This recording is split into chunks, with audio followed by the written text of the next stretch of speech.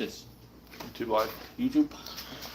What up, YouTube peeps? All right, so we're gonna go ahead and do a shark rig that we use here locally, Southwest Florida. My name's Claude. This is Chris. Welcome to the channel. I'm kind of out of frame. Yeah, he's got a good. Yeah. If anyone has any questions, feel free to leave a comment. We live in Cape Coral, Florida, but we fish along Sanibel Island, Captiva, Charlotte Harbor. Southwest Florida. Yeah, Southwest Florida. Sometimes out of Boca Grande, famous Boca Grande. We have a very, very, very healthy shark population locally. Yeah. Very healthy. Not too many people like them too much. You say steal your fish. Yeah. But they're fun to catch. So for our setup, we have number 18 wire, single strand steel. That is 325 pound test strength. That's what I like to use. We're gonna do a rig that you cast from, not a deployable rig. So to start with, I take a section on my steel wire, normally about like 1.5 foot maybe, and don't cut the wire, twist it. If you cut it, it's gonna cut you. So if you twist it, it's not sharp. So you gotta just keep bending it back and forth until it snaps. Sometimes it can take a while. There we go. So look, that's not sharp at all. So you're not gonna cut yourself on it once you bring it in. We also have size 2.0 swivels, 550 pound test. This is Pro brand, Sports Professionals. You can get 5 for $5, which is pretty good, not too bad. And so that's going to go one end of the steel leader, and on the other side, Chris will show you. It's going to be a 10-aught hook. For shark fishing, they cannot be offset. It has to be a circle hook. No J hooks. No J hooks, yeah. Just circle. So that's going to go on one end, and you're going to have your swivel on the other end. So I always start on the swivel end, so I don't want the hook flying around, hitting me in the head when I'm trying to tie it. So just put your swivel through. So this is 18 gauge wire, so it's a bit fiddly. The thicker the wire, the harder it is to tie. We're going to be doing a haywire twist. So if you want to help yourself out, you can get pliers. You can hold the end on the pliers like that. And to do the haywire twist, to start with, you got to twist the wire on itself. So normally get a good amount of twist. So this stops it from sliding and coming loose. If you just twist one around the other, then it's going to slip and the shark's going to get away. So let me show you a little bit.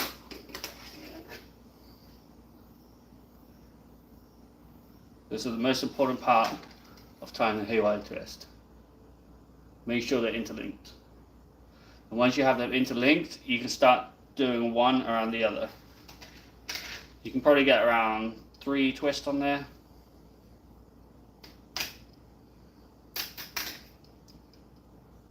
For smaller sharks, you can use smaller wire. It's not so hard on your thumb. It's a bit easier to twist. So I like to do a few just to make double sure. So that's what it looks like. I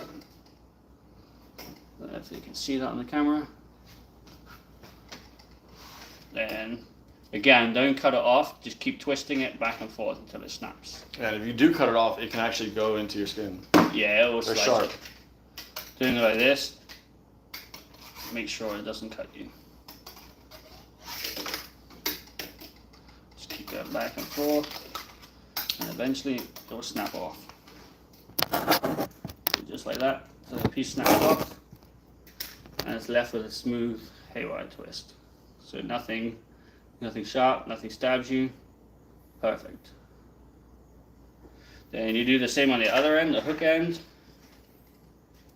So that's why I do the swivel first, because now this is going to flap around a little bit. So you don't want the hook flying around, hooking yourself, ruining your day. So you just add a little bit through the eye. Make sure you have enough so you can do your twist. I like to just bend it in half first. Again, grab it with the pliers. A little bit fiddly. Just grab the end with the pliers like that. And again, the important part is getting nice, tight haywire twist.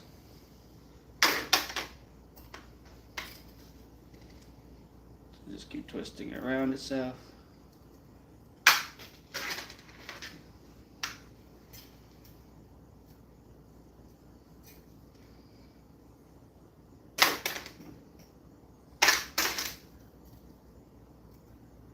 And again, nice tight twist, just like that. Then get a few single twists with one piece around the other piece. Try and keep it tight so it doesn't slip. So again, it can be fiddly with thicker wire.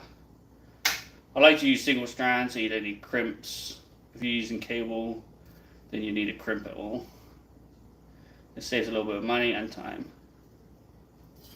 And again, just like that. I don't know if you can see on there. Then again, just the end piece, just bend back and forth.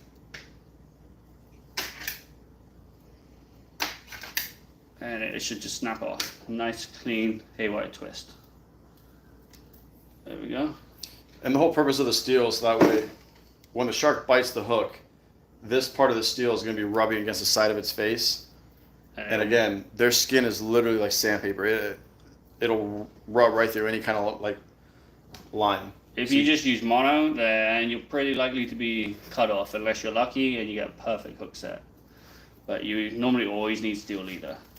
Yep. And so that's one end. So imagine this is the rod end. So that's going to be coming out the tip of the rod. That's going to come out from the top eye. This is a 100-pound mono. So this is for abrasion resistant.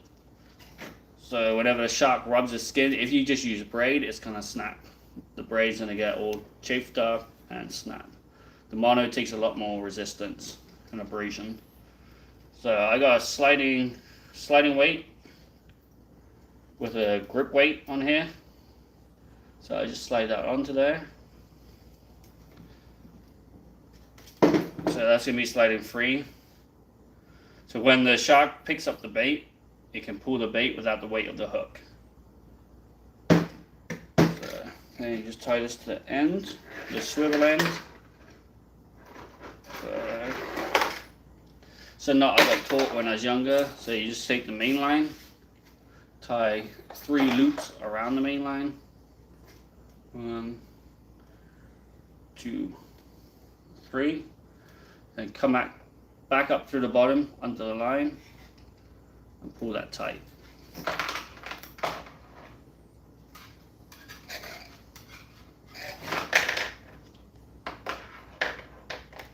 If you don't want to bite the line, you can use pliers, but that's how it is. So it's just tight on there. Then you always want to leave a tag end. Do you know where the scissors went? Yeah, right. Always leave a bit of a tag end because when the shark pulls it, you don't want the knot to slip. So I always leave a little bit sticking out. So again, that's a 100-pound mono. And that's our setup. So I normally I got a 12-foot rod. So I have at least maybe 16 foot of mono. I have it going all the way down to the reel and 1 loop around the reel. That gives you enough line to cast out, cover the whole shark's body if it wants to twist in the line. And if you do anything longer, it's harder to cast with the thicker line. So all you got to do is cast that out. As you reel in, the weight is going to set in the sand or whatever you're fishing. So it's going to set like that. You're going to have your bait on this side. So as soon as the shark picks it up, let him run with it for a little bit. Give him maybe 20 seconds, 15-20 seconds just to eat the bait. Then with the circle hooks, you don't need to do the hook, you just reel in. The circle hook's going to set itself. So as you reel in with the circle hook, more than likely it's going to hook the side of the mouth. So against Florida law, You can't use the J hooks because then you gut hook a lot of the fish, and the fish end up dying. It has to be a circle hook, non-offset. And that's my main setup. So I got this is for casting out, not for kayaking. This is casting out rig. So that's nice and strong. I've never had a knot pull before, so the knot's always strong. The cable's strong. I never had a break. And so yeah, I use a 10,500 pen slammer on a 12-foot pen titanium rod, and that casts 6 to 12 ounces. And we normally fish at night, and a good tip that he does that I learned from him is we get little glow sticks. Get them off Amazon. They're like dirt cheap. Cheap, yeah. And we just snap them, hang them on top of the last eye of the pole, put them in the rod holders, and then you start to see that thing bounce and they'll fall off. So that way, if you have a bunch set up across the beach, you don't have to stand by all of them. You'll actually see the light start to bounce a little bit when something's playing with it. Make sure you have your drag loose as well. You don't want your rod flying in the water. I've seen that happen. You can hear your drag going off when they come. And I got some good rod holders as well that if you want to grab one quick. Right. So I used to use a PVC rod holders with a little aluminium or aluminum, however you want to say it. The right way. But if you have a big fish or big shark, in some cases it snaps. So you got to chase your rod down the beach. So I went to these. This is about a 3-foot rod holder from Fish and Mate. So it's got some foot pegs, so you can stand it down into the sand, push it down, it makes it a lot easier. And this thing's sturdy, so it's not going to break. So I always use these. I got a load of these, and if you want, they got a measurement on the side. Don't really use it too much; it kind of gets worn away. But the rod holders are really sturdy. So that's my main setup. And here where we fish, we get bycatchers as well. So some of the bycatchers are sawfish. They're endangered species. So normally when we catch them, you can't take them out of the water. You have to try and take them off as close as you can to the hook without getting injured. Yeah, they're dangerous fish. Very dangerous. So they swing the rostrum around, and you don't want to be hit by that. That's going to hurt a lot. So when you're shark fishing as well, make sure you follow the laws. Here in Florida, you got to do a land-based shark course. It's free to take on FWC.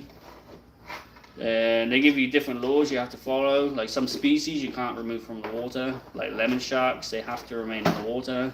Sandbars, they have to remain in the water as well. Bull sharks and certain sharks you can keep.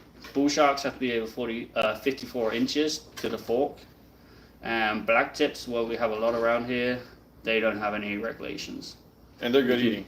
I think you can keep one, but there's no size regulations. So another thing when you're shark fishing as well is, where's a D-hooker?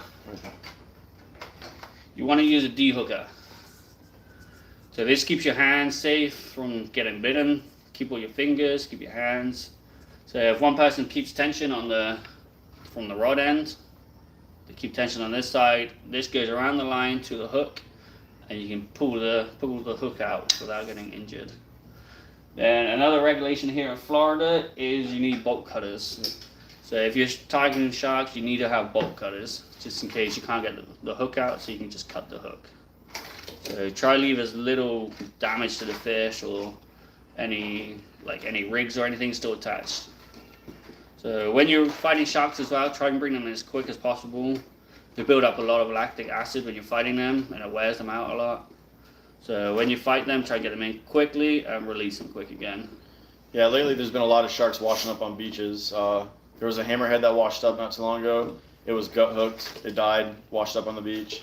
They had a great white wash up this early winter, and I believe the panhandle, same thing. I think so, yeah. It had wire leaders sticking out of his mouth. Yeah, so I mean, don't waste time trying to take pictures of the fish on the beach. Just let them go. If you can, just record the whole thing and get pictures from the recordings. Just try and release them as quick as possible. Because I know shark fishing, most piers in South Florida are illegal to do from piers. So we don't want them to make it illegal to do from the beaches. And try not to get a bad reputation fishing like next to swimmers and getting complaints, a lot of complaints. You see that a lot. Broad daylight, 12 o'clock, families on the water, people kayaking, whole jacks out. I mean, People. Brings a bad name to shark Yeah. fishing. And if you get too many complaints, they're going to end up trying to ban it. No one wants shark fishing banned. So yeah, that's our setup for shark fishing. We'll try and head out one of these nights. We get a live, get a video out while we're shark fishing, see if we get anything. At the moment, there's a lot of bull sharks around and black tips. I want to get one keeper bull shark. So if we do that, we do like catch and cook. We do clean, but never kept one. I normally always release them, but I've always wanted to keep one. We kept we caught a nice one when my cousin came to visit from England, but we ended up releasing it. But the next one hopefully will be a keeper. We can catch, clean, and cook. So never filleted a shark before, so it'll be interesting. Be good. Yeah. You got anything? New? No. Touch base with everything. If you guys have any questions, just leave comments or. So we used to kayak baits out. If you guys are gonna do that, make sure you wear life jackets. Have a two-way radio, waterproof one, especially in case the kayak flips. You're able to call to shore, and if they needed to call law enforcement or anything to have you rescued. Definitely be careful out there. I mean, it is dark. It's nighttime. There's no lights on our beaches, and it's hard to see. And make sure you have a light, a little headlamp or head torch, whatever you want to call it, and make sure that the person on shore is paying attention to what's going on. Because, I mean, it's dark out there. Yeah, accidents happen quickly as well. So, yeah, you want to keep safe at all times. Just have fun, but keep safe. Yep. I think that's pretty much it. All right. Thanks for watching. I'm Claude, and this is Chris. Have a good night. Okay, we're good. Thanks for watching.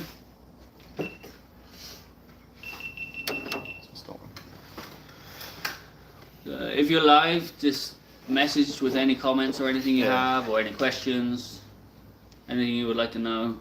So we fish Florida, so every state's gonna be different. I know Texas is big in shark fishing, but I know the laws are different. So let us know where you're from and if you shark fish. And also, this video will be uploaded in a couple days, so in case you want to watch the whole thing on how to do it, how to make the rig.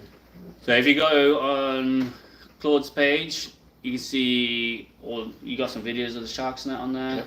Then you go onto my page as well. Fin Breacher Fishing should be under Chris, one of the friends on there.